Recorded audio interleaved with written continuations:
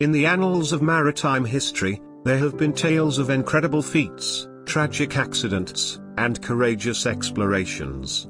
But amidst these stories lies one that stands out, not for its grandeur or heroism, but its sheer incompetence and disregard for safety.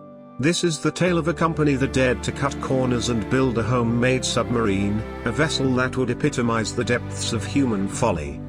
This wasn't a tale of a freak accident like the Titanic or a single point of failure like Kobe Bryant's ill-fated helicopter crash.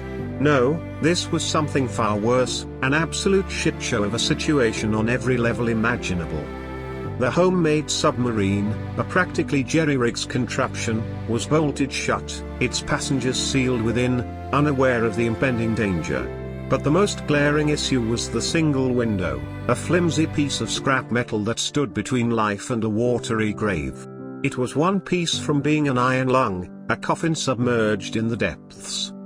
Within the confines of this ill-conceived vessel, there needed to be a navigation system to guide the way and sophisticated instruments to ensure safe passage. Instead, the crew relied on a meager SMS communication system, and the damn thing was controlled by a $30 off-brand PlayStation 5 controller. This submarine was owned and piloted by a CEO who had previously fired their safety manager for refusing to greenlight another ill-fated venture due to its window's inability to withstand the desired depth. And behind this tale of reckless abandon stood a CEO who lamented the safety regulations put in place to protect lives. A CEO actively excluded individuals with valuable submarine experience because, in his eyes, 50-year-old white men were not deemed inspiring. Such hubris and disregard for expertise proved to be a recipe for disaster.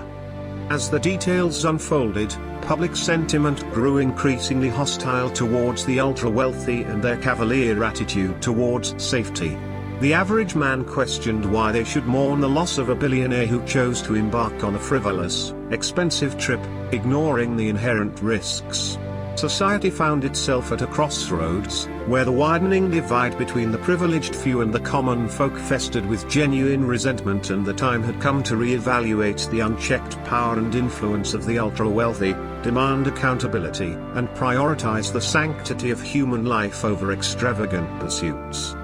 As the world reflected on this harrowing tale of an unregulated homemade submarine, it was a stark reminder that cutting corners and ignoring safety regulations can have dire consequences. The journey towards a more just society, where all lives are valued and protected, requires us to challenge the status quo and hold those in power accountable.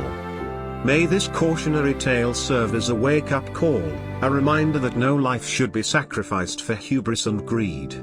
Let us strive for a future where a deep sense of responsibility towards our fellow human beings accompanies the pursuit of progress and innovation.